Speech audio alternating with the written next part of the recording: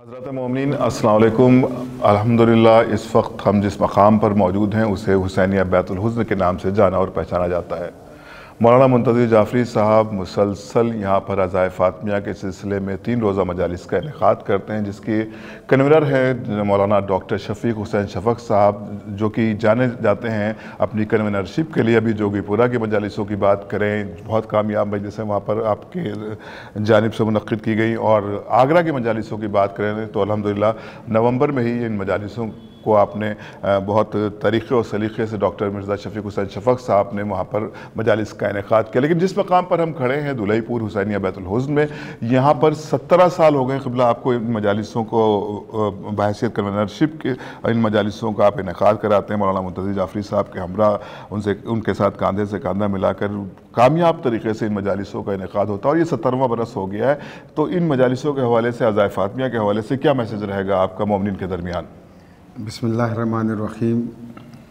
پہلے تو میں تمام شیعان حیدر کرار کی خدمت میں حضرت فاطمہ زہرا سلام اللہ علیہا کی شہادت کی تعزیت و تسلیت پیش کرتا ہوں، اور اسی کے ساتھ ہی گزارش کرتا ہوں کہ عزائے فاطمیہ کے سلسلے میں زیادہ سے زیادہ مجالس کا اہتمام کریں۔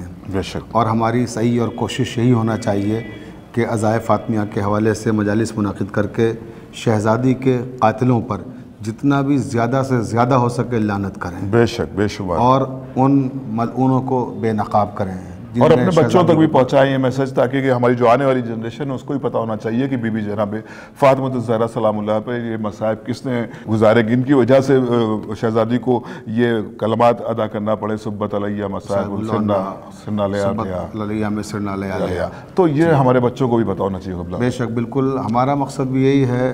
یہ جو مجالس یہاں کی دلہی پور کی ہیں، جی جی، حجت الاسلام والمسلمین مولانا سید منتظر جعفری صاحب قبلہ ان مجالس کے بانی ہیں، اور یہ عزا خانہ ہمارے بڑے بھائی حجت اسلام مولانا سید منتظر جعفری صاحب قبلہ نے اسی مقصد کے تحت تعمیر کرایا۔ بے شک، اس کا نام ہی بیت الحزن رکھا۔ بے شک۔ اور بیت الحزن جیسا کہ سب جانتے ہیں وہ جگہ ہے جہاں جناب سیدہ سلام اللہ علیہا جنت البقیع میں جا کے اپنے بابا پہ گریہ کیا کرتی تھیں۔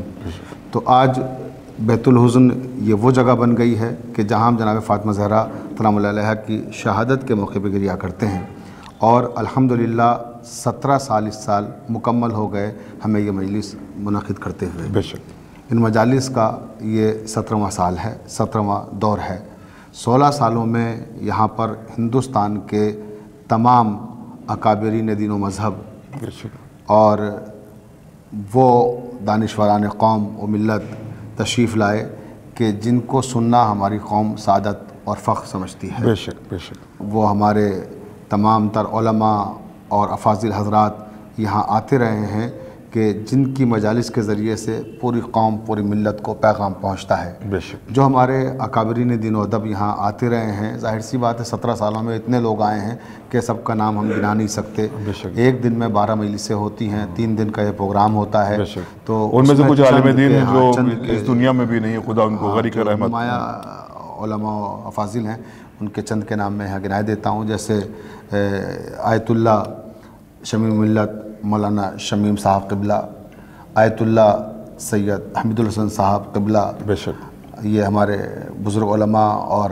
آفتاب شریعت مولانا سید قلب جواز صاحب قبلہ، شیخ ممتاز علی صاحب قبلہ جو امام حال کے امام جمعہ تھے اور حال ہی میں ان کا انتقال ہوا ہے، مولانا ابو القاسم صاحب قبلہ وہ بھی انتقال فرما چکے ہیں، اور ہمارے حجت صاحب قبلہ فیض آباد سے، مولانا محسن صاحب قبلہ فیض آباد سے، اور مولانا غضنفر عباس طوسی صاحب قبلہ، مولانا بلال کاظمی صاحب قبلہ، مولانا عروج الحسن میسم صاحب قبلہ، اور مولانا دلکش غازی پوری صاحب قبلہ۔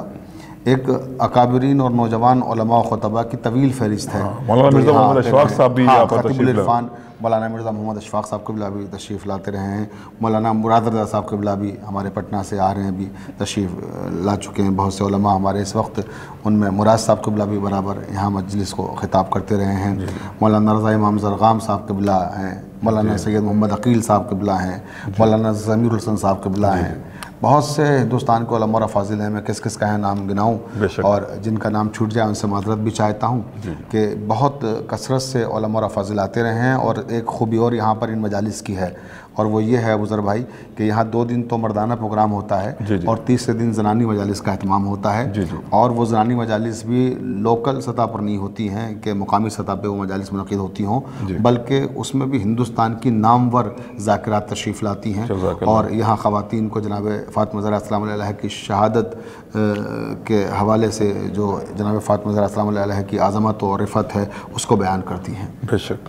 اور یہ جو 3 روزہ پروگرام آپ منعقد کر رہے ہیں جس کا 17واں برس ہے، اس روزانہ تقریباً کتنی مجالسیں ہوں گی؟ دیکھیے یہاں پہلے تو ہم ایک دن میں 12 مجلسیں کرتے تھے، اور بہت زمانے تک یہ 12 مجلسیں روز ہوتی تھی یہاں پر، لیکن ابھی کورونا کے بعد سے کچھ مجالس کم کی ہیں۔ اس کا سبب یہ بھی ہے کہ موسم بھی جو اس وقت ہے یہ سردیوں کے موسم میں پڑ رہا ہے، دن چھوٹا ہو گیا ہے، تو اتنی مجلسیں کرانا ممکن نہیں ہے۔ مئی جون کے مہینے میں جب یہ عزا کے ایام آتے تھے تو اس میں ممکن ہوتا تھا زیادہ مجالس ہم منعقد کرتے تھے، لیکن اب ہم اس سال بھی 6 مجلسیں ایک دن میں منعقد کر رہے ہیں، اور اس طرح سے 12 ذاکرین 2 دن میں ہوں گے اور 6 ذاکرات ہوں گی۔ اچھا، جو آخری دن جو تابوت برآمد ہوگا اس میں جا کر اس پروگرام کا اختتام ہوگا۔